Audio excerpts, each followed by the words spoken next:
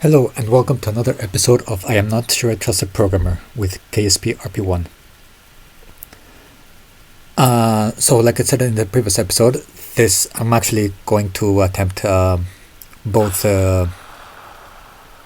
Sun synchronous orbit satellite contract, which we're very close to the deadline, and the ComSat, first ComSat contract, which had the really high apogee requirement, 4,500 kilometers. But yeah, I checked that there were no conflicting requirements as far as the inclination and orbit specifics, so here we can try to do both. Now, last episode I said I was already cooking like 4-booster rocket, 4-booster GLaDOS for that particular mission, but then I was writing the code for it and I noticed that I hadn't really looked into the delta V for some weird reason, and when I tried to launch this mission with that one, it failed constantly because I had also in my test build I didn't have like a lot of research points on this one. In this one I think I did order like a research team on this, on the RD-107s, but anyway, yeah, they kept failing. But also when it did work, I had enough delta V to get something into geostationary orbit, or well, geostationary transfer, or lunar flyby, or just kick it out of Earth's SOI. So I decided, yeah, 4 RD-107s means a high chance of failure. Since only one of them failing is enough to wreck the whole mission, it doesn't have enough control to compensate. So I decided to go for a 2-booster version, and I don't think I will be using this rocket a lot. So I did not even make a dedicated script for this. I just made the script particularly for this launch, and we'll see. Part of the problem with this launch is I now have like small upper stage engines. I mean, they have a kilonewton and 1 kilonewton ones,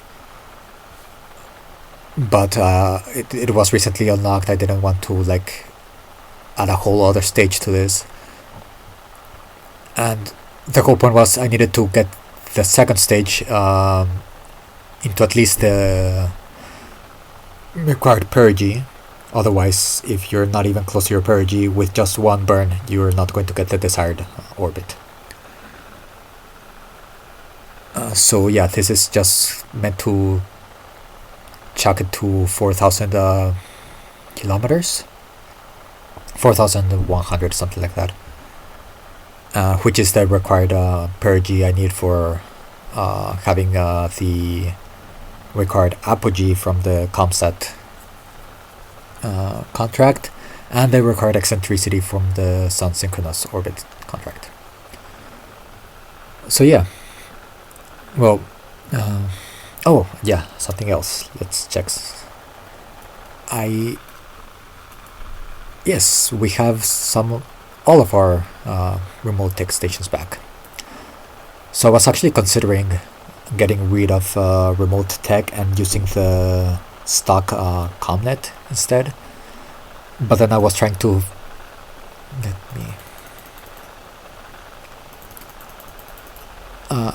fiddle around with persistence file to change, because obviously when I first set up this career I said use remote tech, don't use stock system. So I was trying to figure out how to do that without like breaking the save. I was using obviously the test save, not this one. And I noticed that it also came with remote text stations in the persistence file. And in this save there were a lot of them missing from the ones that I had on the test one, which has all of them except for our own launch site. So I'm like, oh well, maybe this works, and I copied them over, and yeah, we have all of them. I still don't have a remote text station here, like also with a test tape. I have no idea how, but I mean, it's okay.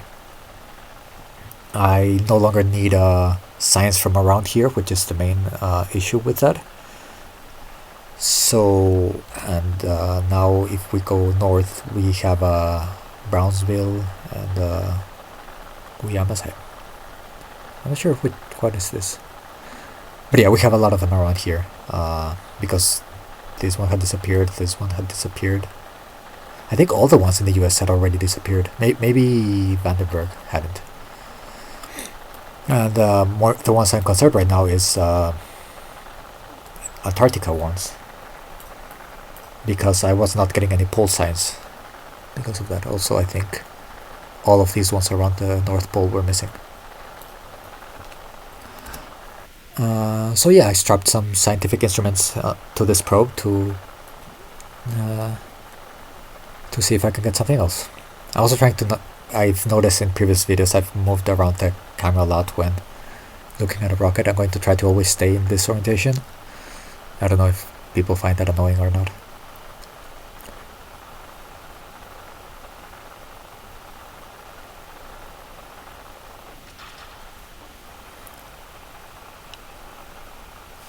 Okay, booster separation. Boosters worked nominally, which is a relief. They were the most likely source of failure, aside from my own coding, obviously. So now what the code is for this particular launch is it's just going to point at 42 degrees inclination to get the required perigee. It's not the most efficient thing to do, and also there will be some fuel left over in this tank, but the second stage has more than enough delta V to get to circularize, well, not to circularize, but to complete the orbit, so it's not a problem. I mean, usually what I think the ideal thing to do with this scenario where you have a high apogee and perigee is you follow your normal ascent profile and then leave for the rocket to leave the apogee at the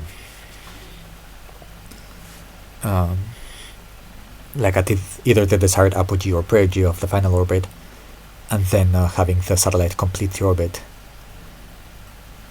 But yeah, you need an extra burn, and if I followed the normal ascent profile, the first stage alone did not have enough delta V to get us high enough.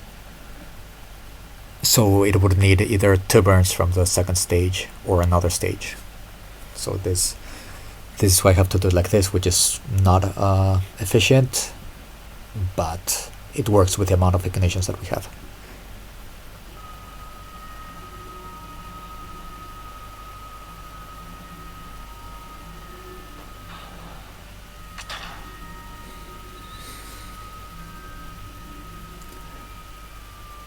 Okay, so that's Miko.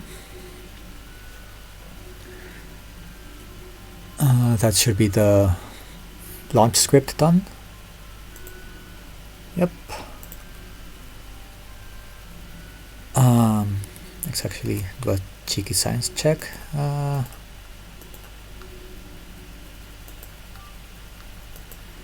we have all of these.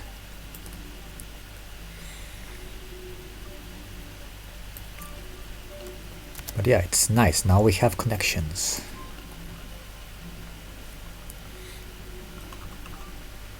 Okay. Stop moving the camera. I'll come back when it's time to circularize.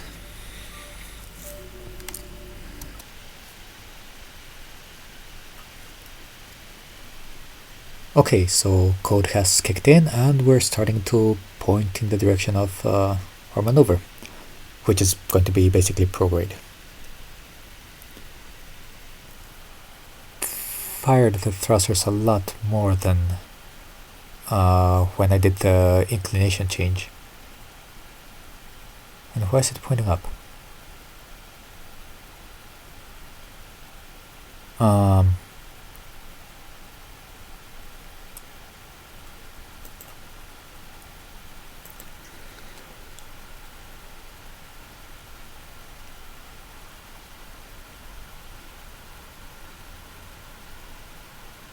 I honestly have no clue where this is going.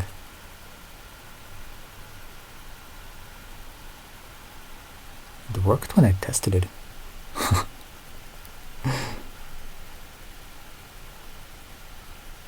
Okay, that's weird. That's very, very weird.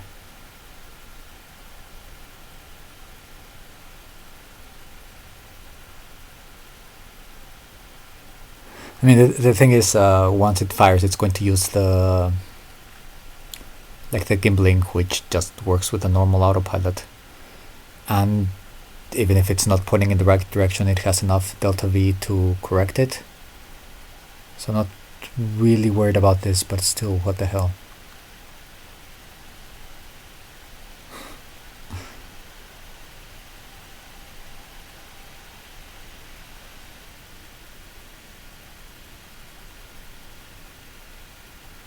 Okay, it seems to be more or less working as intended now. And with all that, yeah, I definitely put too much hydrogen in this. But well, it might be useful if it doesn't quite get the desired orbit.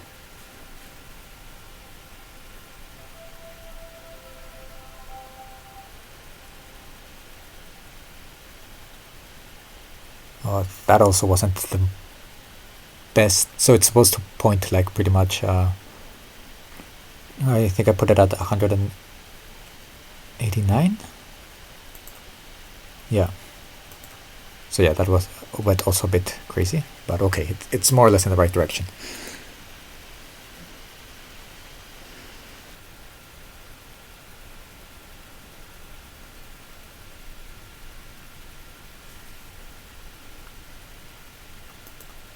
Okay, that seems to be a good orbit for both. Yeah, this one is checking for a stable orbit. And this one as well, perfect. Let's extend that.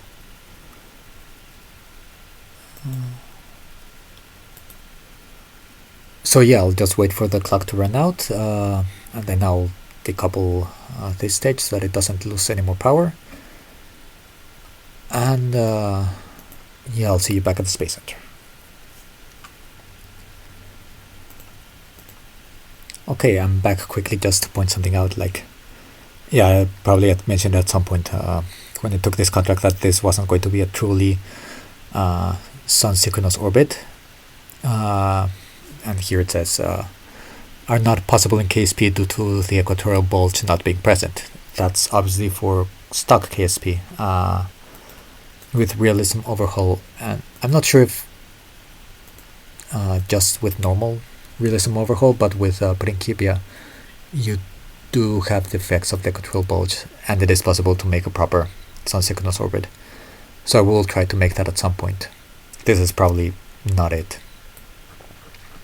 It's basically that you're not quite at a 90-degree inclination, but a little bit over. And what this does is, since the Earth is a little bit fatter here, when you're around this area, the center of mass is not really, the direction of pull is not quite center of the Earth, but a little bit displaced here, so it kind of pulls the orbit and changes slightly the inclination. And if you calculate it properly, you can so it's not going to change the actual value of the inclination, but instead it's going to have it precess. And because normally if it doesn't precess, you're doing in the 1st of January, you're passing, let's say here is more, noon is more or less here, so you will be having your orbit go through here, but then 3 months later it would be here. And the whole point of a sun-synchronous orbit is that it starts to precess synchronized with the sun, so the entire year it's always going through with the sun at noon, or with the sun, if you want for the satellite to never be in the shadow, you can have it at the terminator, and it will always be Like it will always have solar power or something. So yeah, they're quite cool.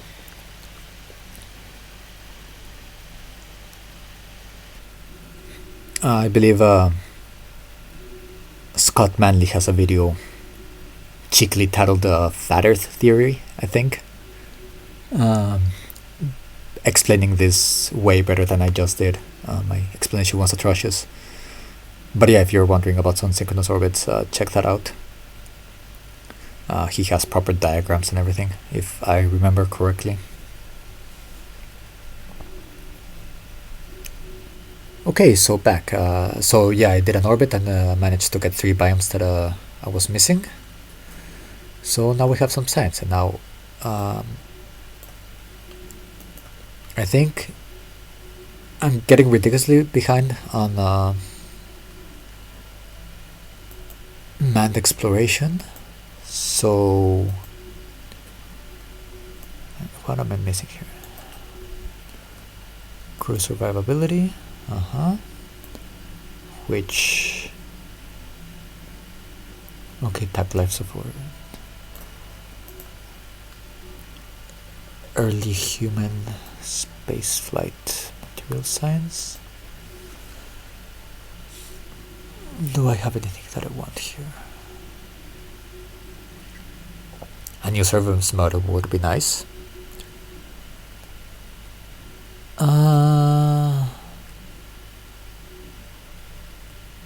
I really need to go through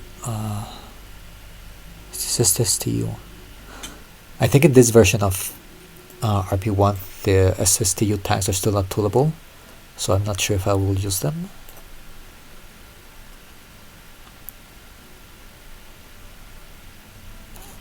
But yeah, I need to go delete all the unnecessary tanks from FAST and such. Okay, so yeah, that's one option. And this is the other one. Human rated heat shields.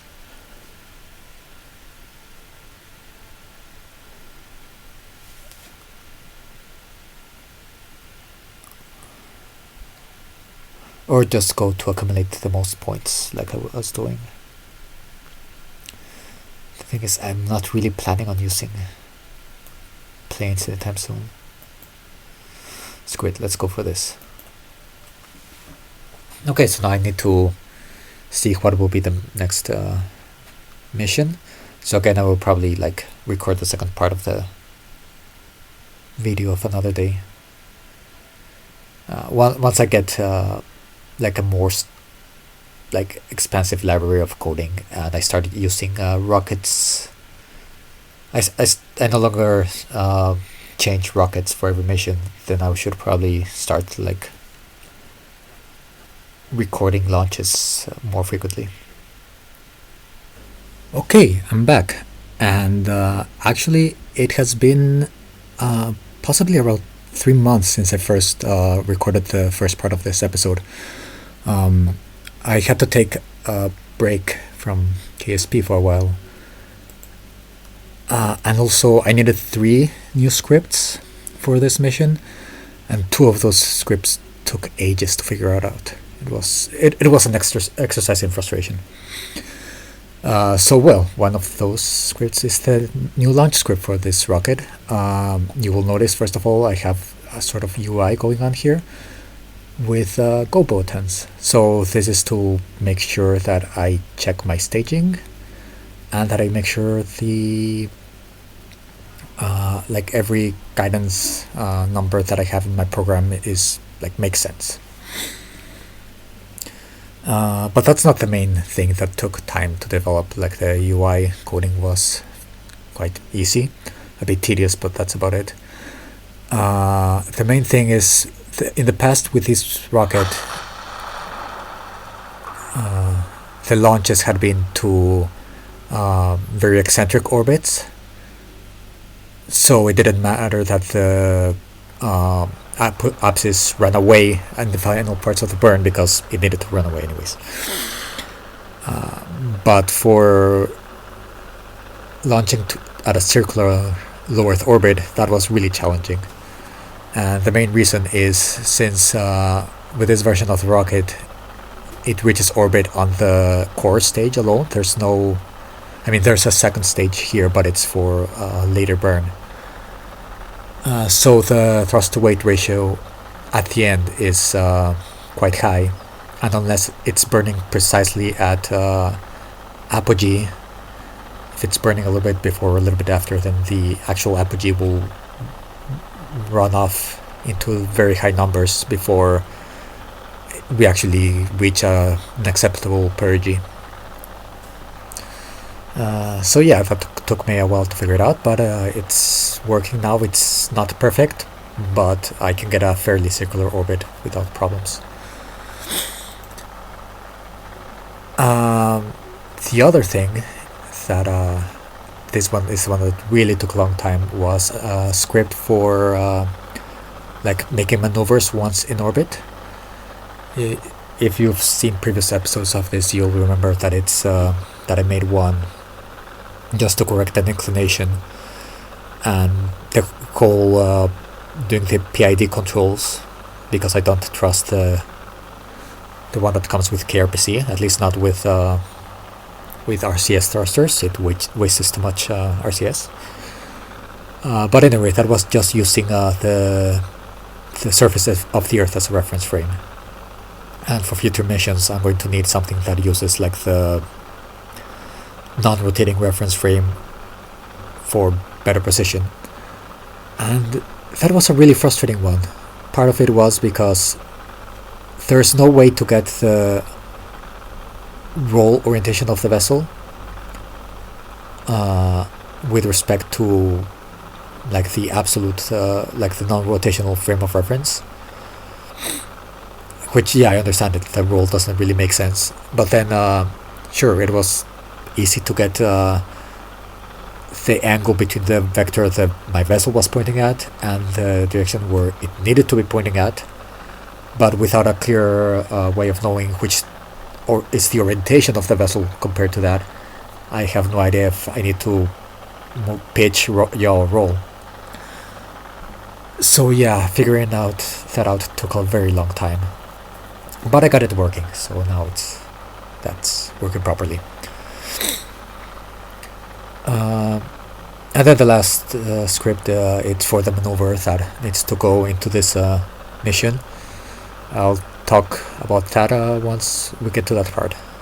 For now, well, I'll do my usual skipping along with the launch and come back if we reach orbit, or well, stage separation first, or if something bad happens. Okay, so we're close to stage separation, and so far so good. One thing I forgot to mention also about this script, besides adding the EUI and making it more circular orbit friendly, I also included now if I need to launch into a specific inclination, like for a specific orbit, so not just any 30-degree inclination, but also with a specific longitude of descending node and such. I think I just mixed my concepts. Yeah, doesn't matter. You know what I mean. Yeah, to calculate at what time I should launch. So this timer over here, when I first started recording, you'll see if it doesn't matter the time of launch, I just have it set to start at like a 1 minute countdown, I think. But if it does matter, yeah, it's going to calculate the optimal launch time and launch at that moment. So yeah, again, I'll come back once we reach MECO or a test flight strike.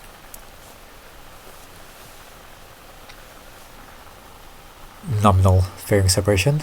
I forgot to add also that I think in my previous script I just had the fairings separating with the boosters.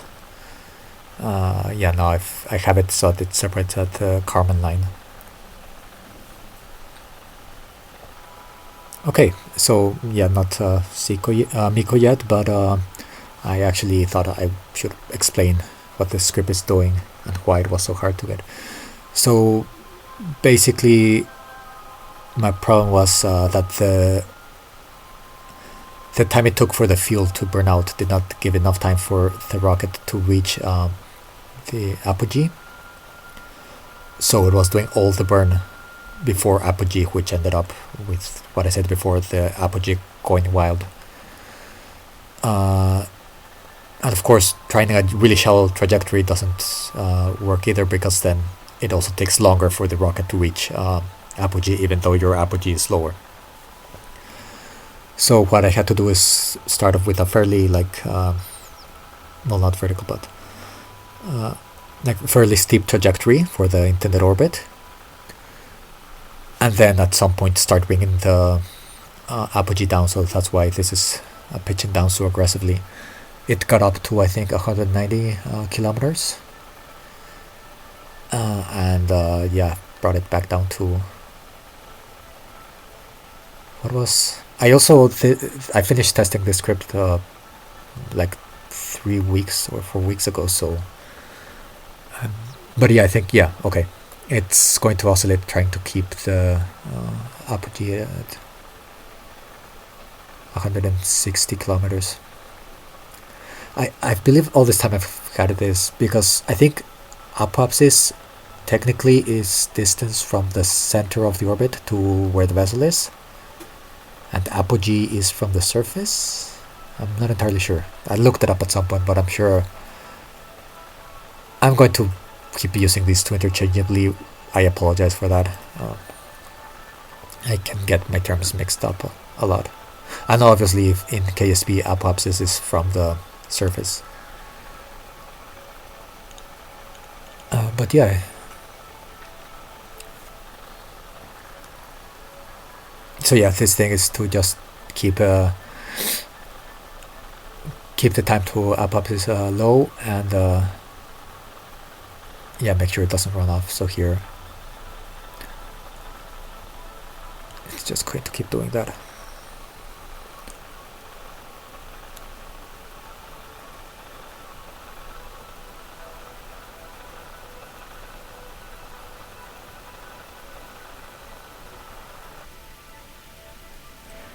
And okay, 157 by 230, not the most circular of orbits, but it works for this purpose.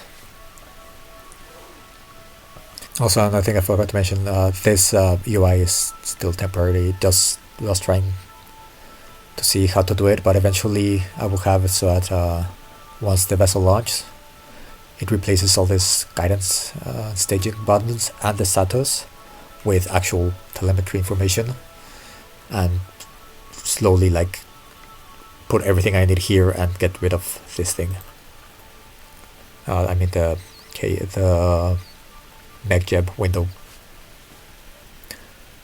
Okay, so you will notice I haven't said anything about the actual mission. No, actually first let me, yes, I am antenna activated. So this probe is called the Legolas-1. And well, what was Legolas's thing in Lord of the Rings? Hitting stuff from really, really far away. So that's what we're going to attempt to do. We're going to chuck this at the moon and see how close we get. So that was the third script, calculating the optimal time and delta V to go to the moon. It's in a very simplistic calculation yet, and I don't have any small like probe cores that can control a rocket and have a decent power draw. So once the burn is over, I am going to lose all control of the probe. So I did not pick up the lunar flyby contract because yeah, I don't think we're going to get that close. Lost my train of thought there. Yeah, the only contract I picked was a sounding rocket altitude, because at the very least we should get that. But yeah, let's see how well it goes. So let me set it up. Okay, one more thing before setting everything up. Just I was checking because yeah, the whole point of calculating the optimal time is to get the inclination to the moon right. And so here, these two numbers, this is the inclination of the moon. I'm quite pleased to see that with Principia Mar, the inclination of the moon oscillates as it does in real life. And this is our inclination. So that one was good. Then this is the longitude of ascending node of the moon with respect to like Earth's equator. Sorry.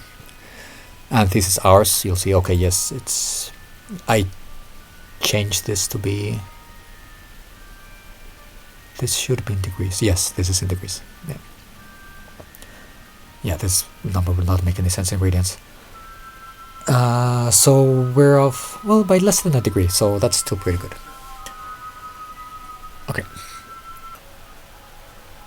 Okay, I did not expect it to be that soon, which doesn't give me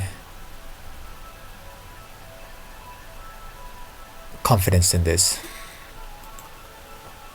So I was actually, well, up till today, not a lot of people have been watching these videos, so I guess that means at least nobody was missing this series for the past 3 months. I did get my first comment on this series a couple of weeks ago, so that was nice. But anyway, so this is a very simplified script that just uses calculates a Hawkman transfer based on circular orbit. It's not taking the gravitational effect of the moon in any sort of way. So, and of course, yes, I'm going to try to see how close I get to the moon. So if you manage to watch this video this far, let's see if you can make a prediction. Do you think it's going to burn in completely the opposite direction that it should and burn up in the atmosphere? Do you think that it's okay, more or less burn in the proper direction, but be way off and not even hit the moon's SOI? Do you feel that it's going to hit the moon's SOI? Or do you think test flight is going to screw us over completely? Or they're really optimistic that I'm going to get within 5,000 kilometers of the moon for the flyby contract that I did not take either way. So yeah, let me know your thoughts. Either way, this should be pointing prograde, and it doesn't seem to be doing that. I doubt 48 seconds this is going to, the prograde vector is going to come over here. So yeah, I have a save in the sandbox mode that I used to test scripts, but I did not test this particular part of the script just because it had been a while since I had recorded an episode, and I just thought it would be fun, like, yeah, let's test the script on camera. So I just made sure that it made more or less sense, like the numbers that it was giving me, and that there wasn't any bug that threw out an error, but I did not see the end result of the orbit.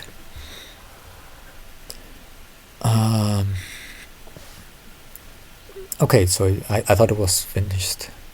Yeah, usually I start the maneuvers 3 minutes before the node, but in this case I did not realize that the optimal burn time was coming up, but it seems to have managed. So yeah, let's see how it goes. It's also going to use the RCS as ullage, and then once the AJ ignites, since it gimbals, I'm just going to use the normal autopilot function from KRPC, and if it has to move it a lot, then it means that my PID algorithm is crap. But it's supposed to point to prograde, so it, and actually it's supposed to point prograde at the time of the middle of the maneuver, so it looks quite about right.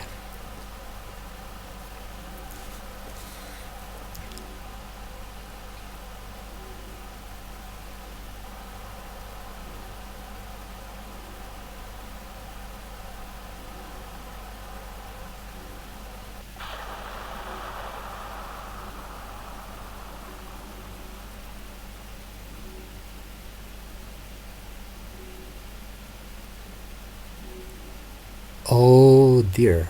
Apparently my guidance was better than the... Why is it oscillating? No, I did not... Where there goes the entire delta V calculation. Why is it doing that?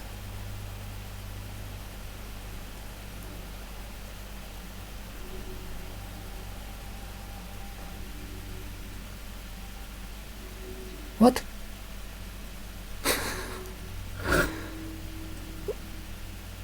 Oh my god. I mean, I tested for it to...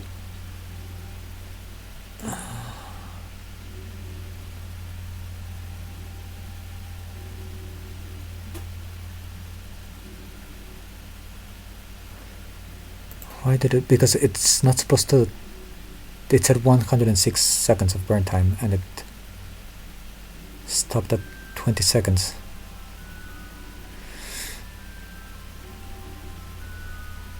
Okay, and unfortunately there's no ignitions here, so time... Well, if I get the small probes before the next rocket rolls out, then I'm going to try like full thing, but if not, I'll just try this again. Okay, now with two notches, I don't even remember what I recorded last on the first part of this episode. I should have probably checked that. But yeah, the next launch will be next episode, and hopefully it won't be another 3 months. So thank you everyone for watching, and I'll see you next time.